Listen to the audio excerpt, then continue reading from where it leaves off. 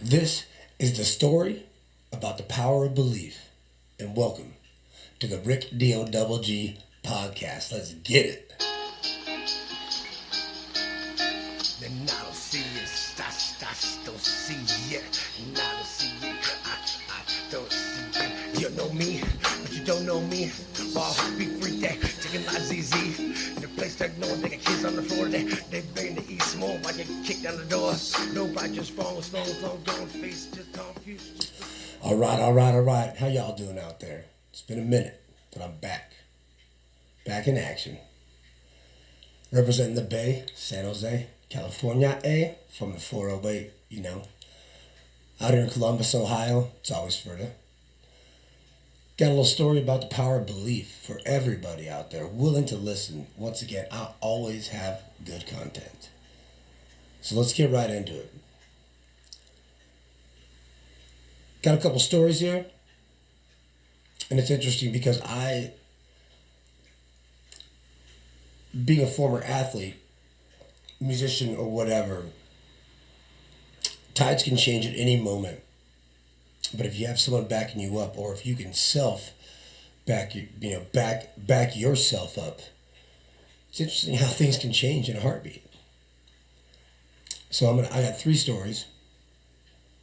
Some haters out there probably, but I don't care because this is real. This is the real double jizzy stuff. All right. Little 13-year-old kid from London, Ontario, Canada. And shows up to a producer's, what's his name?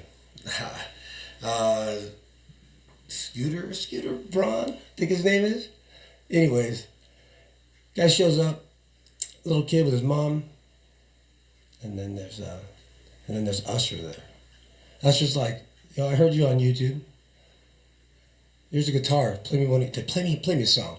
I want to see what you're all about. Little kid, 13-year-old boy from London, picks up his guitar and absolutely murders it. Justin Bieber, clearly. But I'll tell you what, man, when I was 13, I ain't picking up no guitar in front of, and if Prince showed up or Boyz II Men or Michael Jackson showed up and said, "Hey, play this for me," I'm probably going to be like, yeah. So the guitar is out of tune, or I ain't just going to show up and kill it. No. Justin Bieber believed in himself. His parents did too. But when we picked up a guitar in front of producers that are good, this is a one-time opportunity for him to become not even famous, but to prove that this is who I am. This is without hesitation. Kids picks up a guitar and just murders it. Wow, power of belief. He's a phenomenal talent. Yeah, no shit. How did he get there? He believed in himself. He had people backing him up as well.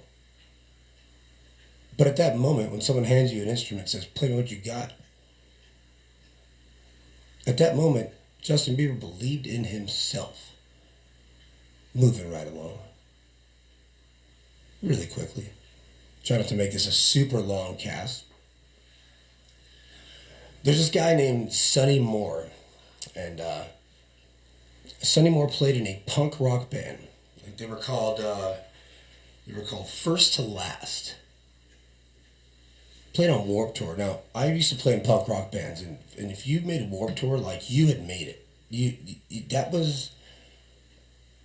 You're going on tour with 311, NoFX, Pennywise, these big time punk bands, and that normally would be enough for anybody that was in that scene. Fall Out Boy, I can go on. They're just popping in my head. Alien Ant Farm, but that would be enough for anybody to continue down that route. This guy named Sonny, he was a lead guitar player, lead singer. He went through a vocal issue, and the guy didn't even graduate high school. He loved music.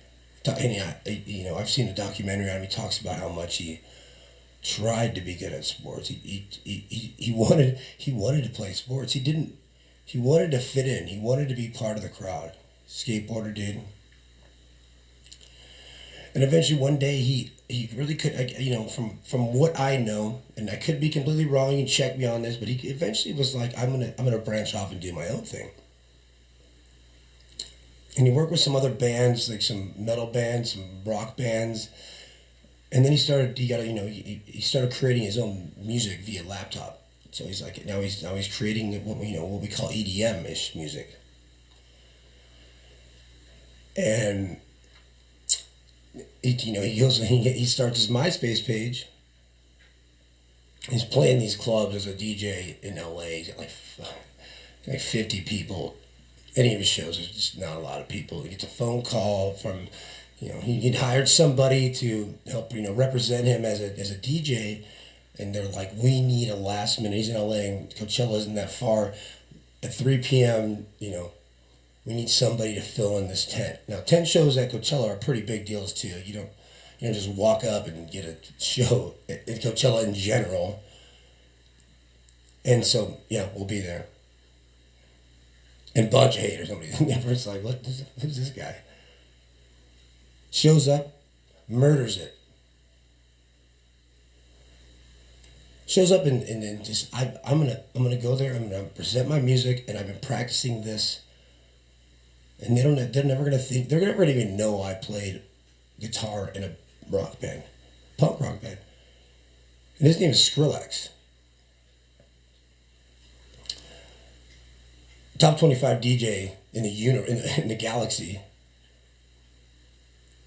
Guy goes from playing in a punk rock band to being one of the, not the creator of dubstep, but probably one of the biggest influencers of dubstep as we know it. And one of the most popular names as a DJ that if you don't know, now you do know, but as most people know DJs. Sonny Moore, Skrillex.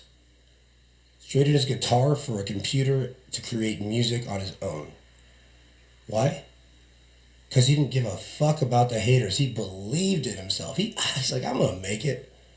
I don't care what anybody thinks about me. I want to create music. I don't spend 15 to 20 hours a day doing what I love, what I want to do, and I'm going to make it happen. And guess what? Isn't it weird that also he did make it happen? And if you're going to sit there and be like, all right, I'm going to go with this punk rock guy over here. And what I want you to do is put your guitar down and grab a computer and then make it as a top 9 DJ in the universe. Let's see you do that in 3 years. Impossible. Not going to happen. Probably won't ever happen again, but what did Sonny believe? What did Skrillex believe in? He believed in himself. He believed that he was going to make it no matter what. Haters gonna hate, but he did not give up on his goal. Oh yeah, he's talented guy, duh. No, you know what? I know a bunch of talented people that ain't doing shit with their lives. But I know a couple that have done everything they can, and they are everywhere they can be because they believed in themselves. Michael Jordan got cut from his high school basketball team. That's a good segue. He believed in himself. He never gave up. He believed that he was going to be good. And guess what? Michael Jordan ended up being a pretty good basketball player. There's a coach named Jim Valvano. Now I'm going to switch over to, talking about believing in yourself. Now I want to talk about the power of belief within a team, within a structured zone, within a couple people. If you have a group, does it work the same? It does work. I mean, it works differently to an extent level when you can do the follow the leader, okay? And it's a trickle-down effect for belief. In 1980, a coach named Jim Valvano, he got hired for the NC State Wolfpack basketball team, college basketball team. Guy's from New York. He's a loudmouth talking, this New York guy. And he shows up and everyone's like, you guys hired this guy you hired. And so you walk into the locker room, first day of practice with these, seniors, juniors, sophomores. that have been with the program. And the freshmen haven't seen anything different, but the upperclassmen are like, all right, the coach comes in the locker room and he says, all right, let's get on the court. First day of practice, let's go. Everybody goes out there, they all grab the basketballs, and he says, hey, put the basketballs away. And everyone's like, what the? Okay, the coach wants a meeting. Well, Coach Valvano pulls out a ladder, sets it right under the nets. And I don't know if whoever's listening, but when you win like a championship or a league championship, as a basketball team, you cut the nets down and everybody gets to keep a piece of that net. I mean, win a national championship, you do. And so Coach Valvano, on his very first day of these people, these athletes that he's never ever met, he goes out there, pulls a ladder out, has a pair of golden scissors. He says, everybody come over here. We're going to practice cutting down the nets, because when we win a national championship, I want to make sure that we don't go up there and we don't look like we don't know what we're doing. And immediately everybody's like, what the? I mean, that would put me back. I'd be like, what is this guy's insane? Like, what is he doing? And so everybody goes up there, and it's awkward. These are the stories that I've heard, by the way. Of course, I wasn't there. And they go on and they lose that season. They think they make the tournament, they lose. The next season, they don't even make the tournament. And in 1983, which is one of the all-time history of sports upsets, besides the Miracle hockey team in 1980, this team goes on to win the national championship. And so there they are, first day of practice again, 83, practicing cut down the nets. But now he's got these guys believing in him. They're like, we're gonna cut the foot. He's like, well, today's practice, we're gonna cut down the nets. First day of practice, let's do it. And they're up there and they're having a good time. They go through the season. Now I want to remind everybody here that this was also when Michael Jordan was playing for North Carolina. And on Houston was Akeem Olajuwon, and who else was on that team? We had Clyde Drexler. And so, like, there was no chump. These guys were going up against these soon-to-be NBA legend All-Stars. And so I'm going to fast forward through. So they don't even win they don't get ranked. So they have to go on to win their division, their conference to make the tournament. And they end up doing that, which is, that was nuts. They had to play Virginia, and they had Ralph Sampson. He's like 7 feet tall, and they just hand him the ball and he put it in. But somehow they find a way to win. They go to the tournament, moving all the way through the end of the tournament now. They beat Jordan. They beat Sampson again. And they go on to play Houston, who I said Olajuwon, Drexler. These guys would just dunk the ball, and Coach Valvano and NC State, they were just like an outside shooting team. And so Coach Valvano would come up with this game plan where he talked to the press, and he's like, we're going to hold on to the ball. We're not going to, they can dunk on us all day, but we're going to get the ball and tip-offs at 7:05, and we're going to take our first shot around 8:30, and it'll be halftime. It'll be hopefully 2-0, But telling the press all this, And now let me rewind a little. I'm bouncing back and forth, but Coach Valvano was a believer. Okay, and this is a story called The Gift My Father Gave Me, and it's one of Coach Valvano's stories. He grew up in Long Island, New York, and he would go home, in between his basketball coaching careers and years. He would sit at the table, he'd have a big Italian dinner, take like 3.5, 4 hours, but he would talk to his dad. He's like, Dad, I'm going to win a national championship. And, everybody in the family's like, oh, nobody wants to hear that. But his dad would say, I got you, I got you. And then one dinner, he calls up his son, Coach Valvano. He's like, Jimmy, come upstairs with me. Then Coach Valvano's like, you never go into your dad's room or your mom's room. That was like an off-limit thing in our family. You never ever enter the room. And so here's, my dad, Coach Valvano, saying this, calling him up to the room, and he closes the door, and he says, Jimmy, he says, I know you're going to win a national championship. And he points down to the floor, and there's 2 suitcases down on the floor, and he says, my bags are packed for you. He says, I know you're going to win, and my bags are packed, and I will be there the day you win, and I know you're going to make it. My bags are packed. You see that? I know you're going to be there. And Coach Valvano talks about saying, every time I hung up the phone with my dad, I always felt better.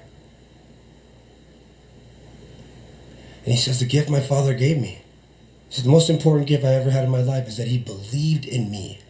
No matter how low I was, no matter the peak of my career, no matter if I was down and out, if I was crying, if I didn't have anything, my father believed in me. He said, my bags are packed, and I'm going to be there when you make it, and I'll be there. The power of belief. So there they are, national championship game. Coach Valvano is told the press and everybody, it's like, we're going to hold on to the ball. We ain't doing nothing. Coach Valvano goes in the locker room, closes the door, and he addresses the team. He says, if you think we're going to hold on to this fucking ball, you are out of your minds. We're going to grab this ball, and we're going to shove it right down their throats. And I don't know if anybody's ever been a part of an athletic or competition, but when for a week and a half, when your coach has told you something else, but he comes in and flips the script like that, you're like, holy, everyone's like, let's go, let's get this. And this is an emotional little piece because, there's a 30 for 30 on this. It's called Survive and Advance, but the assistant coach, Valvano walks out of the locker room. And the assistant coach says, I swear to God, I was standing right there and I was holding the door open. And he said, none of the boys, none of these young men walked out that door that night to the court. He said they ran through the wall onto that court. Nobody went to the door. I don't remember seeing it like that. I remember seeing everybody break through the brick wall onto the court.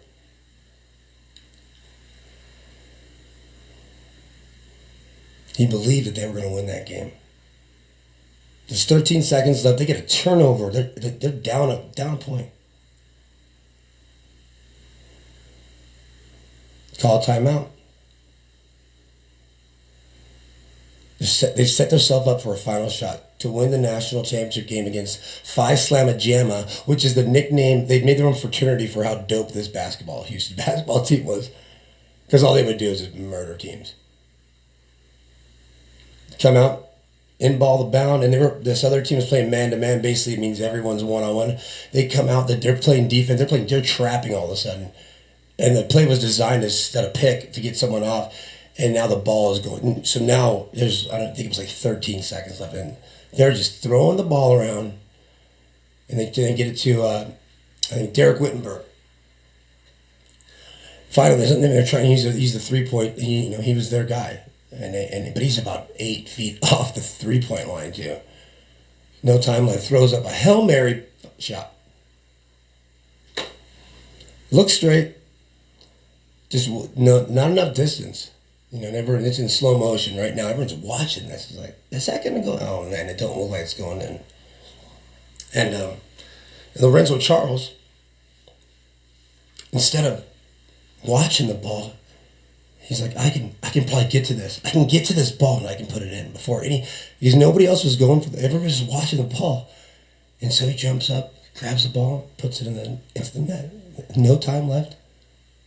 And NC State wins the national championship. And all hell breaks loose. Everyone's running around. Coach Valvano's running around looking to give a hug. And he can't find the person he always hugs after the game. But the players talk about this. They say, eventually when we went down to cut down the nets, it was like we'd already been there. We've already been here. We were here already. And that trickle-down effect of belief. This Coach Valvano's father believed in him so much that he believed in himself. And he made the team believe no matter what, they were going to win. It didn't matter. They were going to find a way to win, and they did. It's the power of belief. It's the most beautiful armor. It makes for the heaviest sword. JM. I mean,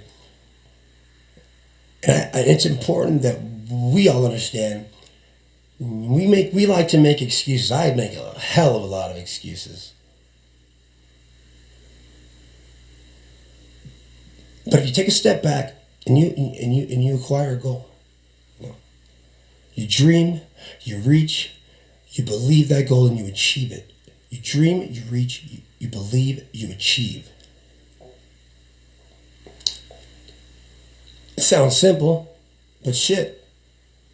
I just gave you 3 stories where that is the exact recipe for success. And don't care about, no matter what your goal is, if it's worth everything you got, you believe that you can achieve that goal. And so I want to know what people think about that. Talented this, talented that. Well, talents get you so far. But if you believe in yourself, or if you find someone that believes in you, or a group that believes in each other, stick with that belief. But everybody's got to be on board. Everyone's got to be on the bus in the right seat moving forward, and that's very important. And that's the power of belief. And this is the Rick Deal Double Dizzy podcast. Thanks for listening. We out.